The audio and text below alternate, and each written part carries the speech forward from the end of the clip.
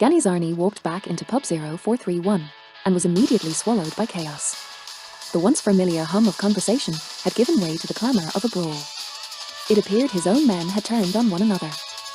As he stood at the entrance, he scanned the tavern with a mix of regret and relief. Initially, he feared his earlier actions might have sealed his fate and that he would be banned from the pub. But as he listened, he realised the commotion was not coming from his crew but from other patrons. Ditule kae pansi chikwamachi. Let me put my bag down first. He muttered, dropping his bag by the door and taking in the scene. He hesitated to go inside as he was not sure whether to provoke the other patrons or apologise to the barman. No one threatened him, no one swore at him, no one booed him, giving him enough time to decide his next move. His previous actions had sparked debates and annoyed many.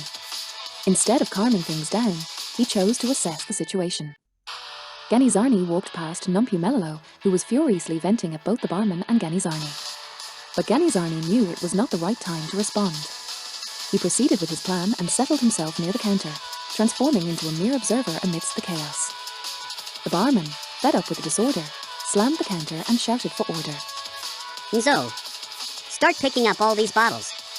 I've had enough of this. His gaze darted between Awids and Thomas, who remained silently defiant. Awids stood like a soldier awaiting orders, while Thomas scratched his cheek. If you keep ignoring me, I'll close this tavern. He warned. Emzo, busy gathering empty bottles, chimed in. Yes, barman. Maybe Ganizarni can take his nonsense elsewhere. Ganizarni moved a little bit and sat down behind Awids. I know you're wondering. Awids said, pointing at Thomas. The Awids you once knew wasn't this aggressive. But times have changed. This is 2020. He paused, hoping Ganizarni would respond on behalf of Thomas. His silence worried Awids, but he knew Ganizarni was cooking something. The barman is waiting for answers. He added. Ganizarni drifted towards Emzo, who was visibly upset, trying to convince the barman to delay reopening the pub for at least 3 weeks. The barman is too soft on you, Ganizarni. Emzo complained. He should ban you. Imagine you came all the way from Blantyre just to cause trouble here.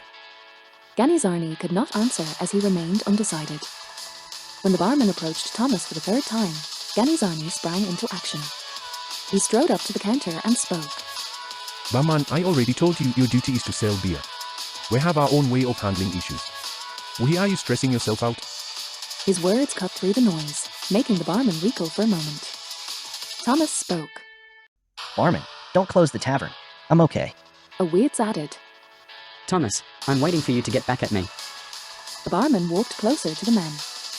Ganizarni is here, now you've started talking? What games are you playing? He asked, turning to Ganizarni. Barman, don't waste your time. Please reopen the bar. Ganizarni said. The barman ignored him. Of all the places in Tembiza, why did you decide to fix your issues in my tavern? The barman inquired. He was slowly losing trust in Ganizarni. Despite knowing him as a well-behaved patron, the barman gave him the benefit of the doubt, hoping he would come to his senses and apologize. You people from neighboring countries don't behave well. When we take action, you say we hate other African nationals. Here you are, doing as you please in my tavern. No, I won't tolerate this. The barman warned, considering ending their cordial relationship if excessive force became necessary. Placing a hand over his chest, Ganizarni said, I am still the same Ganizarni from Bayani Township. You all know me. Nothing has changed and nothing will change. He removed his cap and fixed the barman with a steady gaze. Open the bar now. Numpumelelo wants to drink and dance. Ganizarni turned to Awids. Before I went out, you mentioned Awidze Project's episode. Awids' eyes narrowed as he nodded. Are you not ashamed to bring that up? That was in 2013 and this is 2020. Are you still singing the same old song? Who told you? Awids asked. I know everything. So you treated me this way because of my delay in releasing the Jessica 1 story? Awids asked. Ganizarni looked away, unable to meet his gaze. You know nothing about writing. In your free time, all you do is get drunk and talk until your voice becomes hoarse. Awids felt it was necessary to correct past mistakes. My duty is to craft stories, and that requires a lot of planning. I'll only quit when a producer or a publisher tells me he's not interested.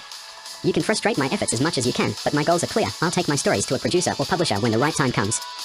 Awids added. The barman's concern was momentarily redirected. Is Thomas really okay?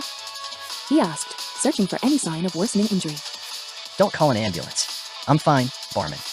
Thomas assured him with a forced smile. Seizing the moment, Ganizarni clapped his hands and announced, You had it yourself, barman.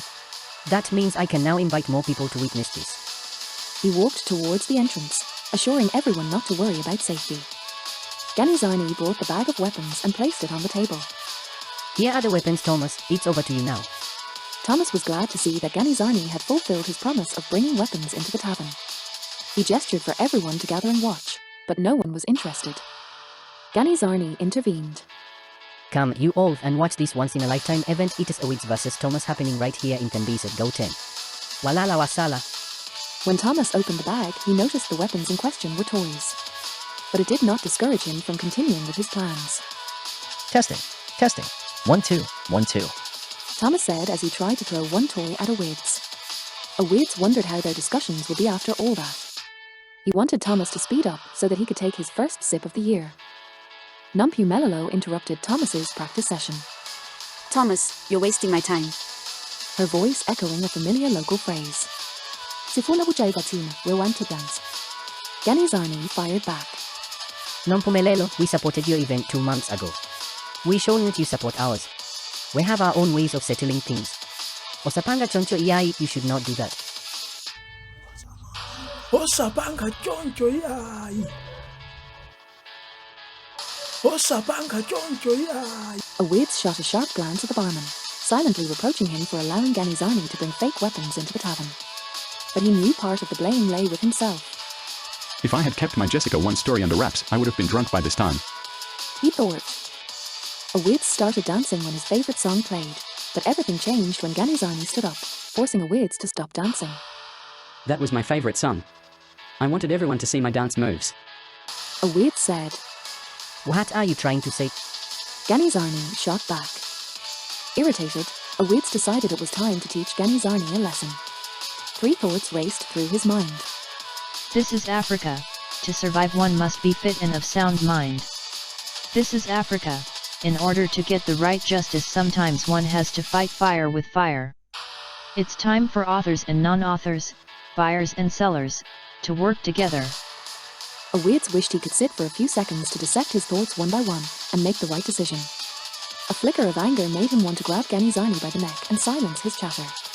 But he hesitated, knowing such an act could shatter his reputation and writing career. Slowly, he pulled a chair and sat, only to be forced back to his feet by the intensity in Ganizarni's eyes. Realizing that Ganizarni's only flaw was his incessant chatter, Awids compared the situation to his Awids story projects. He concluded that the only fitting punishment was a barrage of foul language that would force Ganizarni to bow out. Before Awids could launch into his planned tirade, Thomas tapped his shoulder. It's time for one of these weapons to do its work. Thomas said, his voice carrying impatience and anticipation. But you're taking too long. Awids snapped, his desire to enjoy his drink and reclaim normalcy overriding all else. Do it now. Seeing that Thomas delayed, Awids decided to kill 2 birds with 1 stone. He turned to Ganizarni. Keep striving, man. They'll promote you to the position of group village headman. But you must know that having too much influence in a foreign land will hurt you one day. Awids said, raising his arms as he signaled to Thomas to carry out his plans.